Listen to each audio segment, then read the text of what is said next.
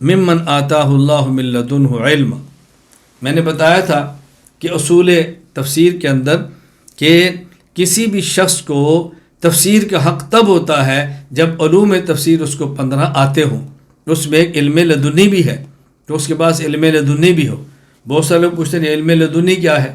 علم لدنی کا خلاصہ رسول اکرم صلی اللہ علیہ وسلم نے فرمایا کہ من عامل بما علم علمہ اللہ ما لم یعلم، یا فرمایا ورثہ اللہ ما لم یعلم او کما قال.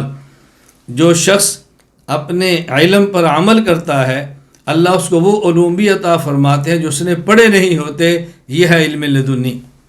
یعنی شریعت پر عمل کی برکت سے اللہ انسان کا دماغ اور سینہ کھول دیتے ہیں کہ بعض علوم پڑھے نہیں ہوتے لیکن اس کے سینے پر علوم منکشف ہو جاتے ہیں. اس کا نام ہے علم لدنی.